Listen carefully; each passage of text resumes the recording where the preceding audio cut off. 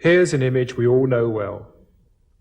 It's an image which is in many ways a symbol of our times.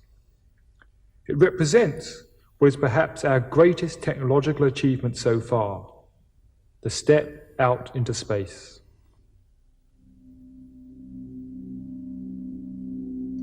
But the picture of our planet also has a far deeper significance. For the first time, we have seen ourselves and the planet from the outside, and the view has changed our feelings about ourselves in an unexpected way. For the early astronauts, the sight of the planet shining in the blackness of space was a profound experience. One of the astronauts who walked on the moon described his view of the Earth as an experience of instant global consciousness. He said, "When you're up there, you're no longer an American citizen or a Russian citizen. Suddenly all those boundaries disappear. You are a planetary citizen." And similar experiences happened to the other astronauts. They saw Earth to be a beautiful, magical-looking planet and came back deeply changed from that experience. Moreover, they became increasingly aware that all was not well back on Earth, and they came back wanting to help in one way or another. The pictures they returned with also had a deep effect on many of us back on Earth.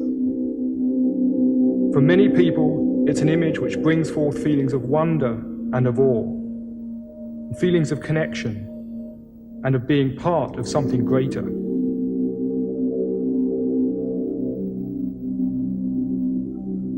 In some respects, the picture of our planet is a spiritual symbol of our times. Now, that may initially sound strange. What is spiritual about it? But if you think for a moment, most spiritual symbols are, in one way or another, symbols of wholeness, of oneness, of some underlying unity. And a sense of oneness and unity is exactly what is reflected in this picture of the planet. It symbolizes the growing awareness that we are one humanity living on one planet and with one common destiny. This is why the picture of the planet is so powerful, and why it has become such an important symbol for all of those who are concerned about the fate of humanity and creating a better world. And there was another awesome realization which struck some of the early astronauts.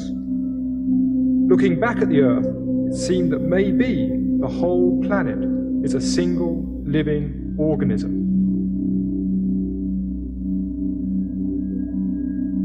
Until we took the step out into space, we had only seen the planet from close up. Even when you're 10 miles up in a plane, you're still only seeing a very tiny part of it. In some respects, we could compare ourselves to fleas living on an elephant. Now, being scientific fleas, they've studied the skin, measured how deep it is, looked for the sweaty bits, found the hairy bits, and generally mapped out the elephant. Then, one day, one of these fleas takes a huge leap off, 50 feet away, and looking back at the elephant wonders, could this elephant actually be a living organism in its own right? We have been taking a similar huge leap back. From 100 miles to 1,000 miles, till eventually we see the planet as a single entity. And the question comes, could planet Earth be a single living organism? Now, this is not such a wild dream as you might suppose. A number of scientists are now beginning to take the idea quite seriously. Researchers in both England and America have been looking at some of the long-term changes which have happened to the planet. When, for example, you look at how the temperature of the planet has varied over the whole of its history, you find that it started off very hot, but then cooled rapidly until it reached the crucial range in which life could evolve. From then on, it seems to have remained steady. Now that's strange, because theoretically, it should sooner or later have started rising again. becoming far too hot for life to continue. But it didn't. It stayed constant. What seems to have happened is that the living organisms of the time released the right amounts of the right gases to keep the temperature of the atmosphere constant, at just the right level for life to continue evolving. Now that may sound an amazing coincidence, but it's no more amazing than the fact that our own bodies sweat when we are hot and shiver when we're cold, maintaining ourselves at a constant temperature. The salt content of the sea also shows an interesting degree of self-regulation. Salt is continually washed off the land into the sea, and at such a rate that it would take only 80 million years for the oceans to reach their present concentration. So theoretically, the oceans should by now become one huge dead sea. But they haven't. In fact, the salt content has remained remarkably steady. Somehow, small organisms in the sea have absorbed just the right amount of salt to keep it constant. These are just two of many examples which have led scientists to propose that all the living organisms on the planet together function as one huge self-regulating system, a theory known as the Gaia hypothesis, spelled Gaia, after this lady, who is the Greek Earth Mother goddess, Gaia.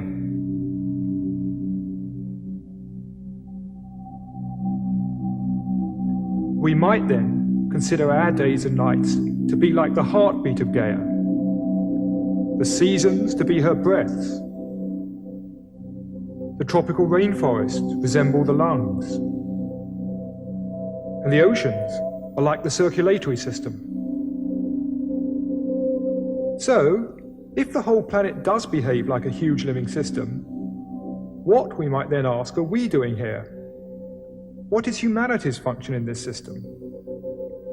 To get some perspective, let's go back and look at how we came to be here, at the whole evolutionary process which has led to us. According to current scientific theory, the universe started with a big bang. Pure energy, light. In the beginning, there was light, something science and religion actually agree upon. Then this energy quickly condensed into electrons and protons, the first elementary particles. And then these very simple particles began combining to form the first simple atoms, which themselves began collecting together to form more complex atoms,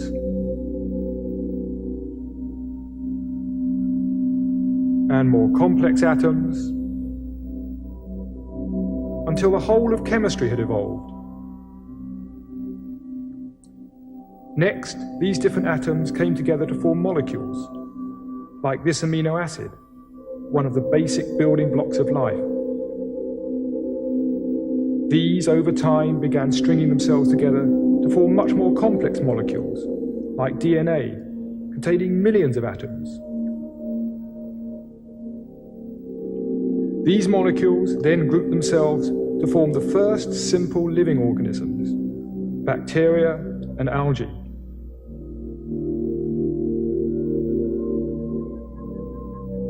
Over time, these too collected together to form multicellular organisms, simple sponges, and the first plants.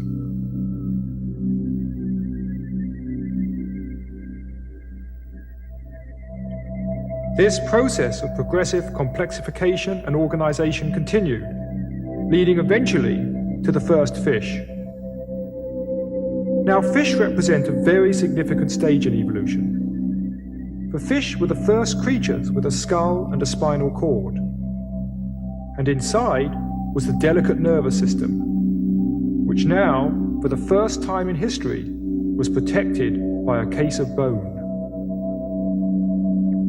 And from then on, the main thrust of evolution has been in the development of the nervous system.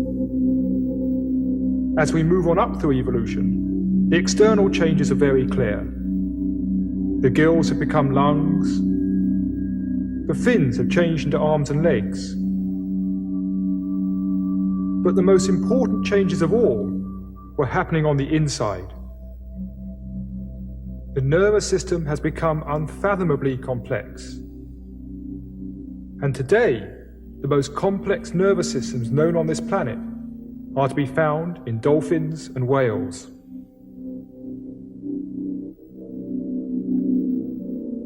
The fact that they have more complex brains than our own suggests that they might be more intelligent than us. Though what they do with that increased capacity, we do not as yet really know. Leaving them aside for now, let us consider the second most complex nervous system on this planet, the human nervous system. One of the unique attributes of the human mind is our ability to study the world around and understand it. It is this which underlies our science, our technology, and the whole of human culture. We are, as we have seen, the product of this long evolutionary journey, through the evolution of matter and the stars, through the evolution of life and simple organisms, to the stage where now, with us, evolution has reached the crucial stage of complexity whereby it can look back on the universe.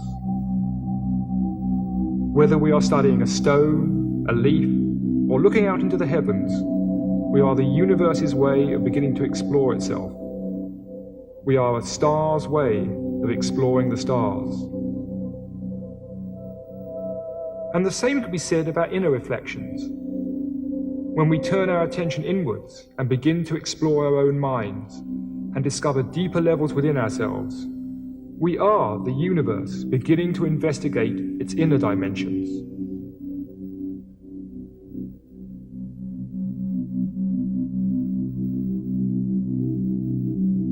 So the next question is, where is all this taking us? What's next? In the long term, over millions of years, we will probably see various physical changes, such as our brains growing even larger. But there are other evolutionary developments happening a lot more quickly. One of the dominant trends of evolution has been a progressive linking of smaller units into larger and larger units. This suggests that the next stage might involve human beings themselves linking together in some way.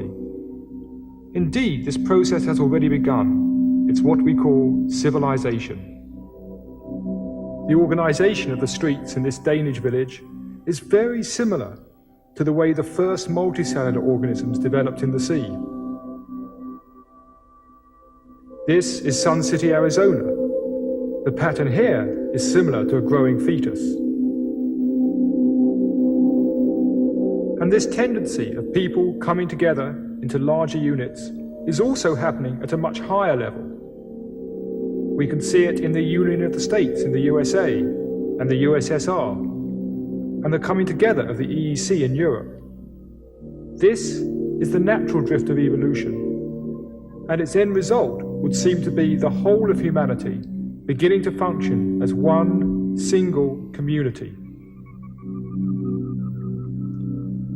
As well as this linking at a physical level, we are also beginning to link together at a deeper level. As a result of the information explosion, telecommunications, and the birth of computer networks, we are beginning to exchange information with each other wherever we may be. We are beginning to share our thinking. We are beginning to connect up mentally. We are beginning to link mind to mind. And as we begin to understand each other, an even deeper level of linking is occurring. A linking of soul to soul. We are beginning to appreciate our essential unity and oneness. So the next stage of evolution could be humanity beginning to link together, physically and mentally, beginning to work and function on many different levels as an integrated system.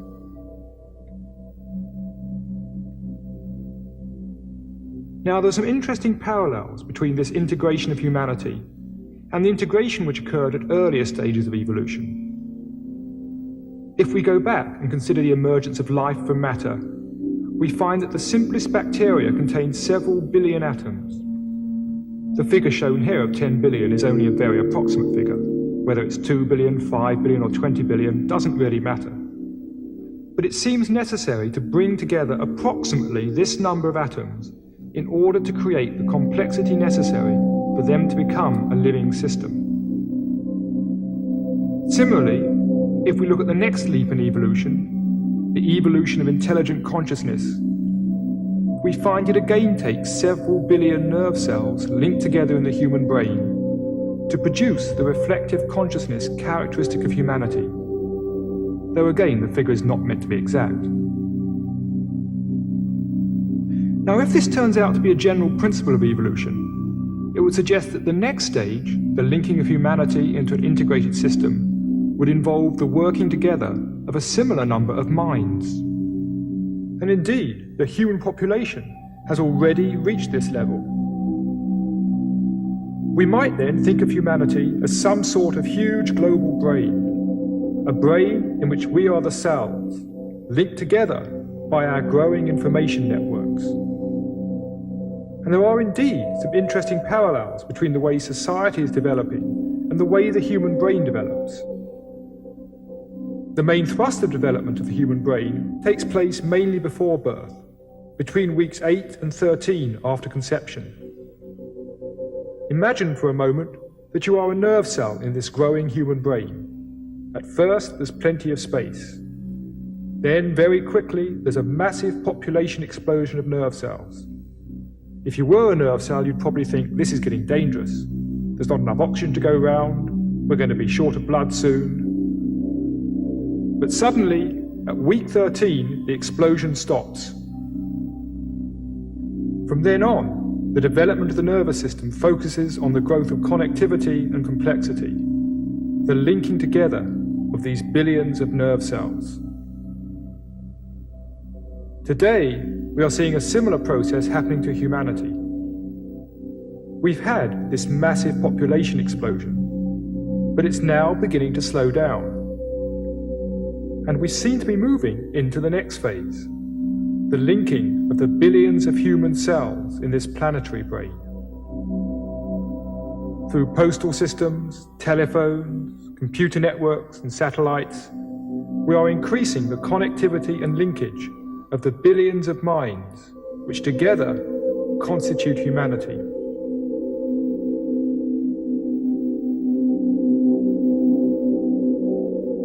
Now, all that I've spoken of so far is the good news. The bad news is that our rapid development is also threatening the welfare of the planet. In some respects, we seem to be very much like a planetary cancer. It's interesting that if you take a photograph of a city from the air and look at the way the city spreads out into the environment, it's very reminiscent of the way a cancer grows in the body. This, for example, may look like Los Angeles from the air, but it's not. It's actually a cancerous tissue in the human body. But take a good look at it. Notice how it's growing, and then compare it with this.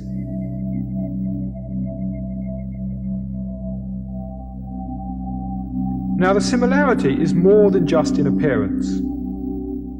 If you go back and look at what causes the cancerous tendency in the individual, and at what causes a similar tendency in society, we find that underneath are very similar principles. Let's look first at why a cell in the body becomes cancerous. In the center of each cell are the genes. They contain the information that keep you functioning as a single living organism, rather than just a bowl of biological soup. Now, if the genes in a cell are disturbed, that cell may become selfish. It may no longer support the system as a whole, but instead go off, doing its own thing, at the expense of the body. In short, it becomes a cancer. Now, when we consider human beings in a community, we are looking at an organization of minds. And the parallel to the genes is to be found at the center of our consciousness. It's that deeper level of inner wisdom, that inner awareness of being much more than we normally experience, a part of something much greater. And when we lose touch with this inner wisdom, we also become like selfish selves, out of touch with the needs of society as a whole, living at the expense of each other. The philosopher Alan Watts referred to this selfish, isolated way of existence as the skin-encapsulated ego. What's inside the skin is me, what's outside the skin is not me. Biologically speaking, this is, of course, true. We are each separate biological individuals. But it is not the whole truth. We are much more than that. We are creatures with an inner life, with an existence that stretches beyond our biological identity. The reason we become stuck in this limited way of seeing ourselves is because the real self, our deepest sense of I, is actually very hard to grasp. Trying to describe that deeper sense of self is very much like trying to describe a hole in a piece of wood. If you ask people to describe a hole such as this, they may start by saying, well, it's a round hole. You say yes. They say it's a wooden hole and it's red. You say, hang on, the hole isn't wood, the hole isn't red. They say, haha, the hole is black. But no, that's the background. And suddenly they're stuck. What's the hole? How do you describe the hole itself without describing its surroundings? In a similar way, it's very difficult to grasp and define our own inner sense of self. Instead, we tend to describe ourselves in terms of what surrounds us. Our many possessions, the roles we play, our social status.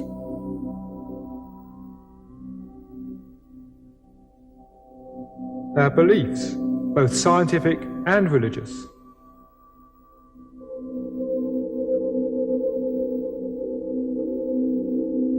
Now, this limited sense of identity may not in itself seem very dangerous, but it does have some far-reaching consequences.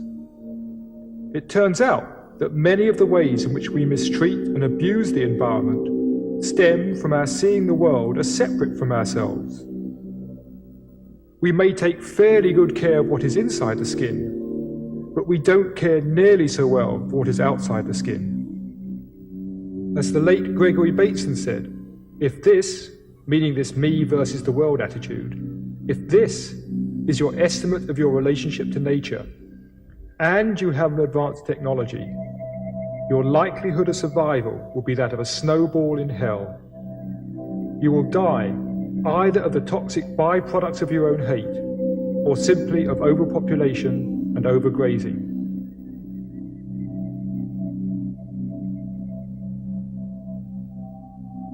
And Bateson went on to say that if I am right, the whole of our thinking of what we are and what other people are has got to be restructured. The most important task today is to learn to think in a new way. I would actually go a step further and say the most important task is to be in a new way, to experience, to be conscious in a new way. We need to make the shift from this, the skin-encapsulated model of the self, to this, what some have referred to as leaky margins. The boundaries are still there, but they are much less solid. In addition, we now experience a greater oneness with the world outside. Such a shift of consciousness could play an important part in the next stage of our evolution. If we go back and look at the previous major steps in evolution, we can see that each stage became a platform for the next. Energy led to matter, matter led to life, and now life has led to consciousness. Thus, the spearhead of evolution is now the human mind.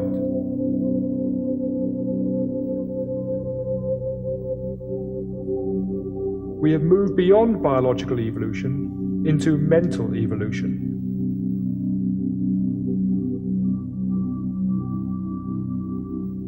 Thus it is not changes in our bodies which will now determine the future, so much as changes in our thinking, changes in our perception, changes in our attitudes. The evolutionary phase which we have now entered is the evolution of human consciousness. Inner development is now the key. In short, evolution has become internalized.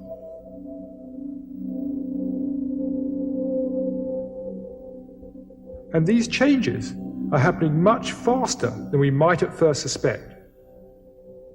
Recent data shows that inner evolution may soon become very widespread in our society. If we look back at the past distribution of human employment in the West, we see that the major focus for centuries was agriculture. Most people were employed on the land. That continued up until 1900, when a new curve took over: industry. Industrial work became the dominant use of human time. We entered the industrial age. And the industrial age continued until 1975, when a new curve took over: information processing. And we are now very much in the information age.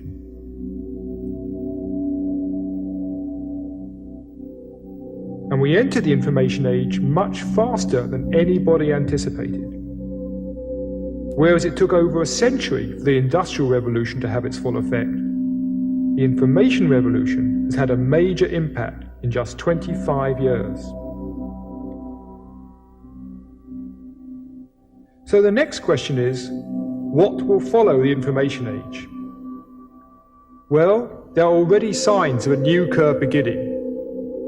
And although small at present, it is growing even faster than information processing. This curve represents the growing number of people involved in the exploration and development of the vast resources of the human mind itself. These are the people who are beginning to explore what may perhaps be the last great frontier, our own minds. The number may be small at present, but as you can see, if you extrapolate the trend, then by the year 2000, it will have overtaken the information curve.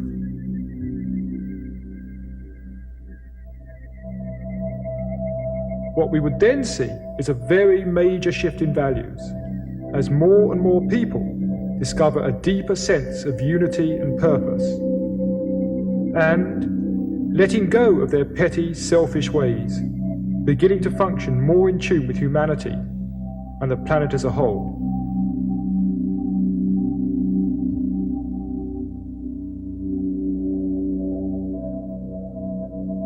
Now, the idea that there are deeper levels to human consciousness is not new.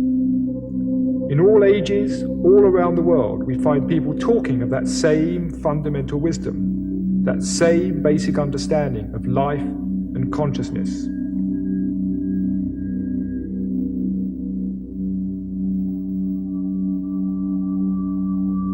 Here, I've symbolized these different people at different times by different colored dots. Now, when any particular teacher died, his message was forced to spread by word of mouth or be written down on parchments, with the result that as his ideas began to spread around the world, they inevitably became distorted and absorbed by the culture of the time, with the result that very little now remains of the original wisdom. But today we are in very different circumstances. Firstly, hundreds upon thousands of people are beginning to discover the hidden potentials of the human soul. And secondly, books, tapes, television, computer networks, in short, the whole information revolution, has given us the means to share these discoveries with each other, without the information suffering the distortion and misunderstanding that was inevitable in the past.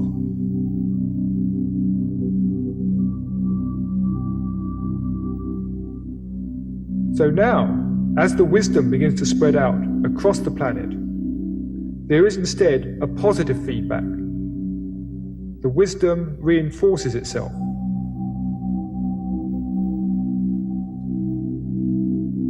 rather than dissolving, the wisdom builds upon itself. Such an inner awakening could be the crucial ingredient in the linking of humanity into an integrated society. A society in which we are linked spiritually through an awareness of our inner unity, an awareness that we are all part of something greater. And at the same time, gaining a greater awareness of our individual potentials and uniqueness. A synthesis of greater individuality along with greater community. Such an inner development, if widespread, could be very valuable in helping humanity deal with the problems now facing it. We are clearly in a time of crisis, but most of us think of crisis as bad.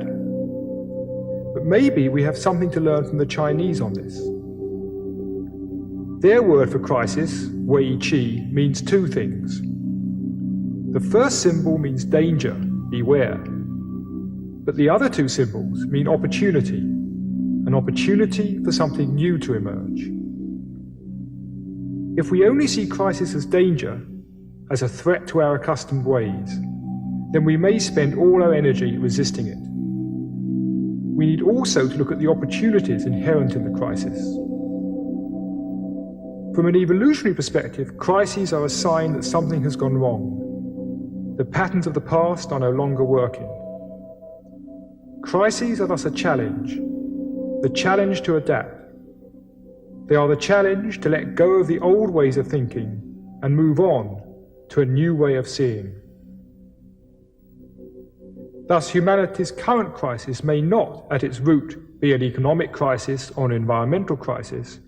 It may well be a crisis of consciousness, a crisis in how we see ourselves and the world around.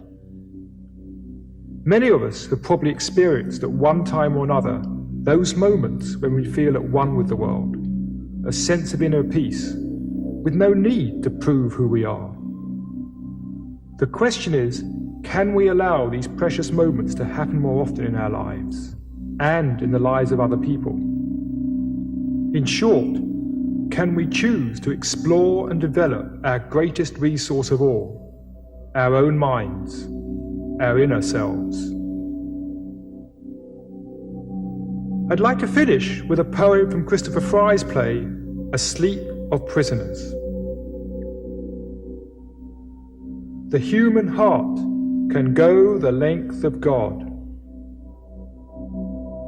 Dark and cold we may be, but this is no winter now. The frozen misery of centuries cracks, breaks, begins to move. The thunder is the thunder of the flows, the thaw, the flood, the upstart spring. Thank God our time is now, when wrong comes up to meet us everywhere, never to leave us till we take the greatest stride of soul man ever took.